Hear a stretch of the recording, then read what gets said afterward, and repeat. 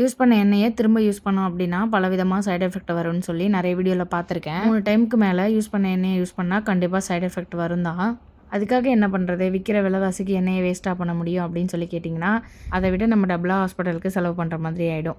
But இந்த மாதிரி பார்த்தீங்க அப்படின்னா யூஸ் பண்ண எண்ணெயை ஒரே ஒரு வாட்டி க்ளீன் பண்ணிட்டு திரும்ப ஒரு வாட்டி யூஸ் பண்ணிக்கலாம். அதான் எண்ணெய் க்ளீன் ஆகிட்டேன்னு சொல்லிட்டு திரும்ப அதே யூஸ் பண்ணீங்க அப்படின்னா கண்டிப்பாக பிரச்சனை வரும். நான் என்ன சொல்ல வரேன் அப்படின்னு சொல்லி பார்த்தீங்கன்னா, ஒரு வாட்டி எண்ணெயில் பொரிச்சு எடுக்கிறீங்க அப்படின்னா இந்த மாதிரி திரும்ப ஒரு வாட்டி க்ளீன் பண்ணிட்டு மறுபடியும் ஒரே ஒரு வாட்டி யூஸ் பண்ணிக்கோங்க.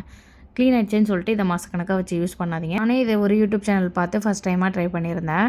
பட் ஒரு சஜஷனாக தான் சொல்கிறேன், கண்டிப்பாக ட்ரை பண்ணணும்னு எந்த அவசியமும் கிடையாது.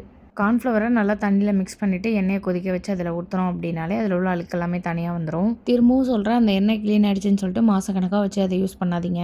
நம்ம என்ன தான் பார்த்து பார்த்து வீட்டில் ஒவ்வொரு விஷயத்த பண்ணாலும் ஒரு பழம் வாங்கணும் அப்படின்னா கூட யோசிக்க வேண்டியதாக இருக்குது. எல்லாத்துலேயுமே கெமிக்கல் வந்து மிக்ஸ் பண்ண ஆரம்பிச்சிட்டாங்க. பட் இப்போல்லாம் பார்த்தீங்க அப்படின்னா அதற்கான சொல்யூஷனையுமே வீடியோவில் கிளியராக வந்து நமக்கு ஒரு அவேர்னஸ் மாதிரி சொல்கிறாங்க. ஸோ கண்டிப்பாக அது எல்லாத்தையுமே நம்மளும் ஃபாலோ பண்ணி நடப்போம். அன்றைக்கி லஞ்சுக்கு பார்த்தீங்க அப்படின்னா பூண்டு குழம்பு தான் பண்ணியிருந்தேன். பூண்டு குழம்பு எப்போ வச்சாலுமே அது கூடவே பார்த்தீங்க அப்படின்னா முட்டையுமே வச்சிருவேன். பிரியாணி கூட முட்டை சாப்பிட்றத விட இந்த மாதிரி புளிக்குழம்பு கூட சாப்பிட்றது எனக்கு அவ்வளோ பிடிக்கும். பூண்டு குழம்போட ரெசிபி வேணும் அப்படின்னா மறக்காமல் கமெண்ட்டில் கேளுங்க. இன்னொரு விளாகில் பார்க்கலாம். பாய்.